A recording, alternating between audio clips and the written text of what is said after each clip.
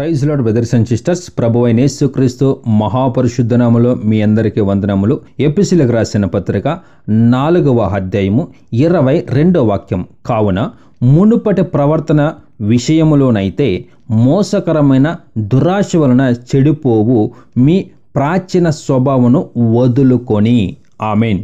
గమనించండి, ఇక్కడ మునుపటి ప్రవర్తన విషయములోనైతే అనే ఒక మాట చెప్పి మీ ప్రాచీన స్వభావాన్ని వదులుకొని అనే ప్రస్తావన చేస్తున్నాడు దేవుడు. అయితే ఏ విషయం గురించి దేవుడు మాట్లాడుతున్నాడు అంటే ఎఫెసీయులకు రాసిన పత్రిక 5వ అధ్యాయము 4వ వాక్యం. కృతజ్ఞత వచనమే మీరుచ్చరింపవలెను గాని మీరు బూతులైనను పోకిరి మాటలైనను సరసోకులైనను ఉచ్చరింపకూడదు, ఇవి మీకు తగవు.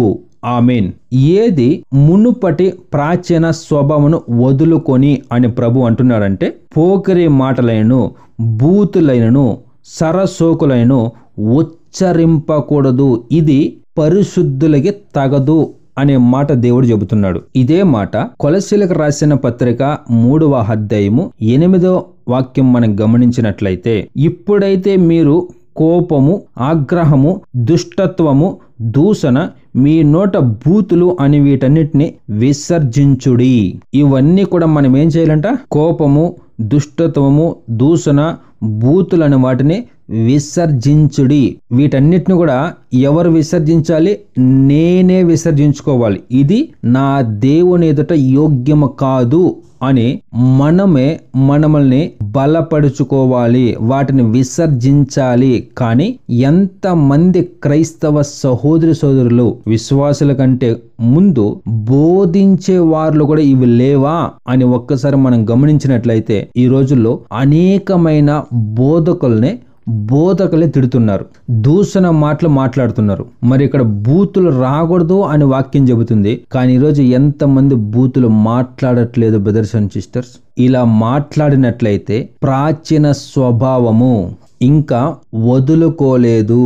ఇంకా మనం ఎలాగున్నా మునుపటి వలె అదే మాటలు, అదే బూతులు, అదే దూషణ మాటలు పలుకుతున్నట్లయితే యేసుక్రీస్తుని అంగీకరించిండేది వ్యర్థం.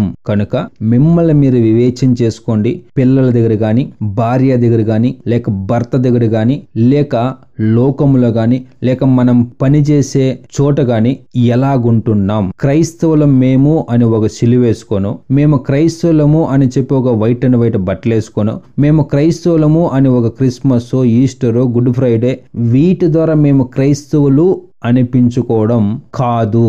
మన నోటి మాట ద్వారా, మన క్రియల ద్వారా వీళ్ళు క్రైస్తవులంట అని అన్నిలు అనవాలి బ్రదర్స్ అండ్ సిస్టర్స్. ఆ రీతిగా ఈరోజు మనం ఉంటున్నామా అని ఒక్కసారి మనల్ని మనం పరిశోధన చేసుకుందాం. ఎందుకంటే మనమే జీవము కలిగిన దేవునికి సాక్షులమై ఉన్నామని వాక్యం చెబుతుంది బ్రదర్స్ అండ్ సిస్టర్స్. కనుక ఇలాంటివి ఏదైనా ఉన్నట్లయితే దయచేసి వాటిని వదిలి జీవము కలిగిన దేవుని వైపు తిరగండి. యేసుక్రీస్తు ఆత్మ మీకు తోడయుండి మిమ్మల్ని కాచి కాపాడునుగాక. యేసుక్రీస్తు మహాపరిశుద్ధ నామముకు మహిమ కలుగునుగాక. ఆమేన్.